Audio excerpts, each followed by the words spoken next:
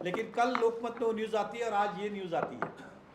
अब मैं इस पर कोई टीका टिप्पणी नहीं कर रहा हूँ, कल मेरे बारे में न्यूज़ आती है और आज ये उसके अंदर ऐड आती है, तो इसलिए मेरे लिए प्रश्न चिन्ह बनता है कि वाकई में हकीकत क्या है। नमस्कार दोस्तों, आप देख रहे हैं सिटी न्यूज़ मुंबई। नरेंद्र मेहता के खिलाफ फिर षड्यंत्र, सहयोग है या फिर प्रयोग? आपको बता दें कि कल विधान परिषद के चुनाव, जो कि विधानसभा के ग्रेजुएट कॉन्स्टिट्यूंसी के चुनाव हुए हैं, मतदान किया गया, जिसमें नरेंद्र मेहता और उनकी पत्नी ने वोटिंग की अपील के लिए वीडियो जारी किया था, जिसके बाद लोकमत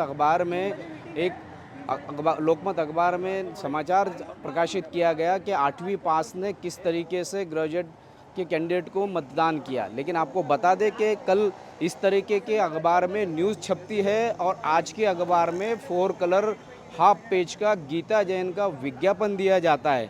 तो ये संयोग है या प्रयोग है, इस तरीके की बात हो रही है। क्यों विधानसभा के चुनाव आने से पहले इस तरीके के प्रयोग नरेंद्र मेहता पे हो रहे हैं? बार बार इंडिविजुअल धीरज परब ही क्यों इस तरीके के मुद्दे उठाते हैं? ऐसे अनगिनत सवालों पर आज पूर्व विधायक नरेंद्र मेहता ने खुलासा किया है। आइए जानते हैं उनकी जुबानी। इसने शहर को हमेशा देने का प्रयास किया है और आगे भी देने का प्रयास करूंगा।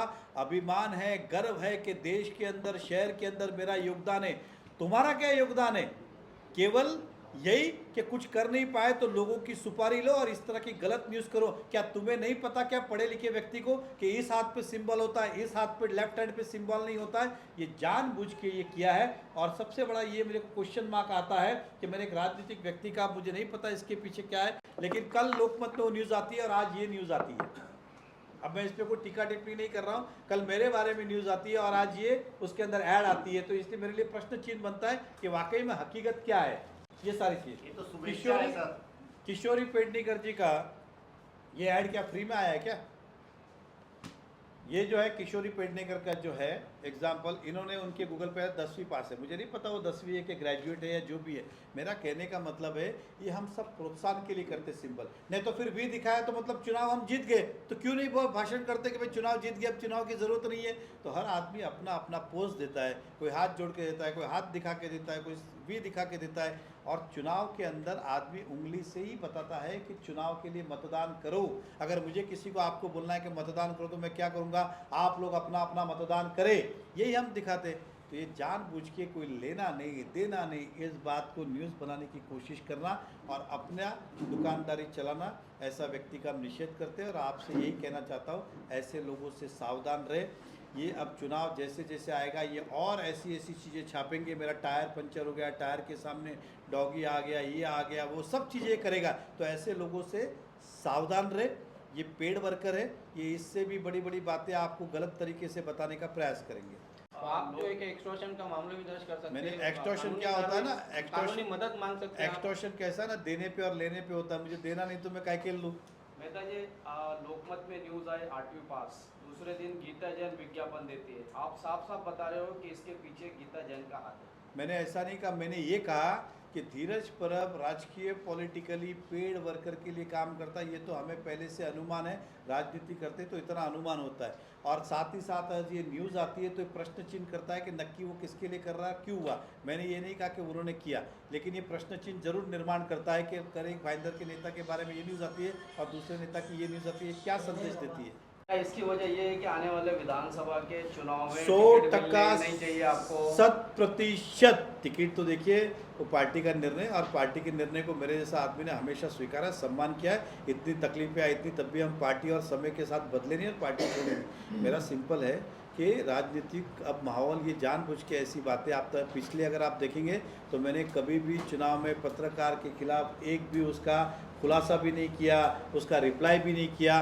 और फिर जब जनता को लगता है कि ये सच तो नहीं है, तो इसलिए आज आपके माध्यम से खुलासा करना चाहता हूं कि ऐसे लोगों से सावधान रहे। ऐसी बहुत सारी टीम है बड़ी पेड वर्कर की, ये समय समय पे करेगी, जनता ने विश्वास रखना चाहिए। एक ही व्यक्ति इस तरीके की पीछे से षड्यंत्र रच रहा है या उसके पीछे और भी कोई लोग मिले हुए साथ में? अभी अभी मैंने क्या कहा, ऐसे और भी बहुत सारे व्यक्ति हैं जो अभी आएंगे। लोगों ने मुझ पर विश्वास रखना चाहिए। मैं इस शहर में सेवा करने आया हूँ, जिस काम के लिए मुझे चुना था वो काम मैंने निभाया है और आगे भी समाज सेवा के माध्यम से कर रहा हूँ। और लेकिन इस तरह की बातें जो गलत फहमियाँ फैलाना चाहते हैं कि मैंने वोट किया, तो उनको पढ़े लिखों का अक्ल होना चाहिए। वोट इस हाथ से होता है, इस हाथ से नहीं होता है। अच्छा हुआ मैंने पैर नहीं दिखाया, नहीं तो बोलते मैं तो सब पैर से वोट करके आए।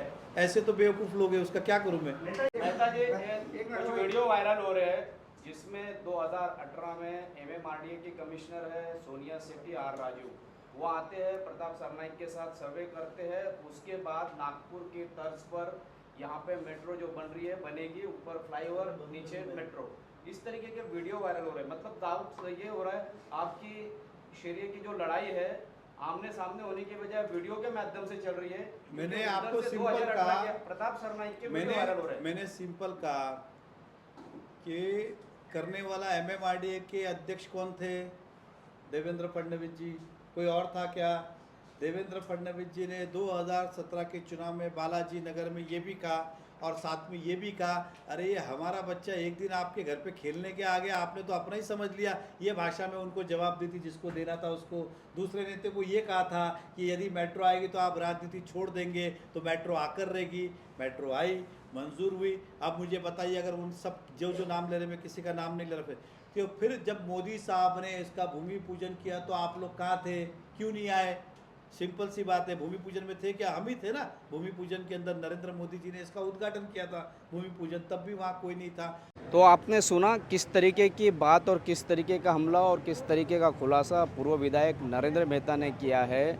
अब देखना ये है कि आने वाले विधानसभा चुनाव के मद्देनज़र उनके खिलाफ अन्य जो पार्टी के और बाहरी व्यक्ति लोग इस तरीके के षड्यंत्र रच रहे हैं, उनको वो किस तरीके से उसका मुकाबला करेंगे और विधानसभा का टिकट वो लेकर के वापस विधायक बनने की कोशिश करते हैं, ये तो आने वाला वक्त ही बताएगा।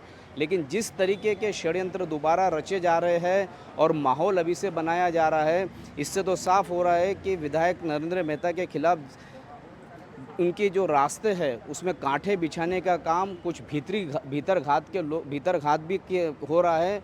उनके करीबी लोग भी इसमें मिलके शामिल होकर के काम कर रहे हैं और अखबार में एक दिन पहले अखबार में उनके खिलाफ इस तरीके की न्यूज़ आना और दूसरे दिन हाफ पेज का विधायक गीता जैन का विज्ञापन देना, ये किस तरीके का सहयोग है या प्रयोग है, इस तरीके की चर्चा हो रही है। इसी तरह की खबरों के लिए मेरे यानी शकील शेख एकता पोद्दार के साथ बने रहे, देखते रहे सिटी न्यूज़ मुंबई।